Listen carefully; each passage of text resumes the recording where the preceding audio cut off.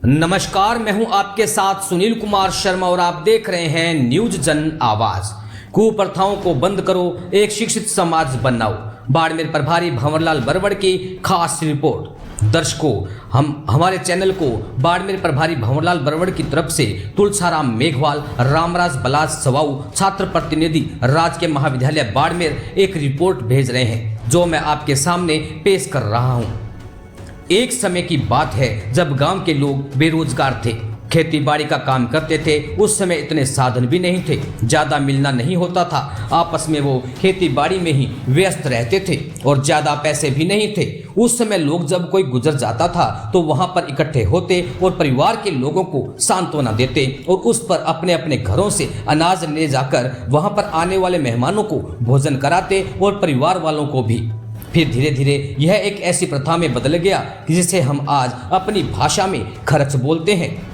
फिर आसपास के लोगों को भी बाहर में के दिन बुलाने लग गए आपस में। और उस समय खेत में अनाज बहुत हुआ करता था, तो बाजरे या जवार की रोटी और जवार और गुड़ की लापसी बनती थी और वो भोजन कर लेते थे। फिर धीरे धीरे पंच प्रथा बने, जिसमें बुजुर्ग लोग आपस में मिलते और बैठे रहते और फ्री बैठे बैठे नशे की लत में पड़ गए। उस समय इतना पैसा था नहीं, तो वो या तो बाल विवाह करवाते जिसमें उनको थोड़ा बहुत फायदा हो जाता, या फिर खर्च धीरे धीरे यह एक शौक बन गया।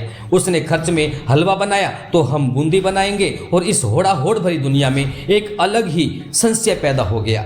कुछ समय पहले मेरे पास किसी दोस्त का फोन आता है और थोड़ी बहुत बातचीत होने के बाद बोलता है कि अपने नज़दीक कोई खर्च है, वहाँ आना है तो अपने वहाँ मिलते हैं। काफ़ी समय हो गया है मिले हुए, तो मैंने भी हाँ करते हुए फ़ोन कट कर दिया। कुछ समय बाद फिर कॉल आया कि कल आ जाना। मैंने कहा ठीक है, फिर कल आता हूँ। मैं भी दूसरे दिन उसके साथ वहाँ गया तो देखा काफ़ी सारी भीड़ लगी हुई है। लोग बैठे अमल, डोडा, पोस्ट, चाय, कॉफ़ी, न जाने क्या क्या कर रहे हैं। हम दोनों उस भीड़ में से धीरे धीरे करके घर के अंदर गए तो अंदर से रोने की आवाज़ आ रही है। उसका बेटा गुमसुम बैठा है जो 20 या 21 साल का है और घर की स्थिति भी दयनीय। वह पढ़ाई करता था और उसके घर में कमाने वाले अकेले उसके पिताजी थे, जो अब इस दुनिया में नहीं रहे। कुछ लोग उसके पास बैठे बैठे अमल डोडा पी रहे हैं और गप्पे मार रहे हैं। कुछ लोग बाहर बहुत बड़ी कढ़ाई में हलवा बना रहे हैं। कोई बोल रहा है घी कम है, तो कुछ ऐसे वैसे करके हलवा, चना रोटी बनी और सब खाने लगे।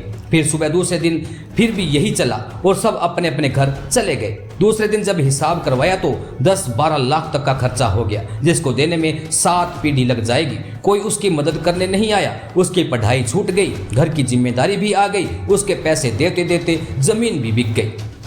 एक और बात बताना चाहता हूँ कि इस ताम झाम भरी दुनिया में विवाह और जन्मदिन जैसे समय गिफ्ट लेकर जाना फिजूल खर्ची करने से अच्छा नहीं।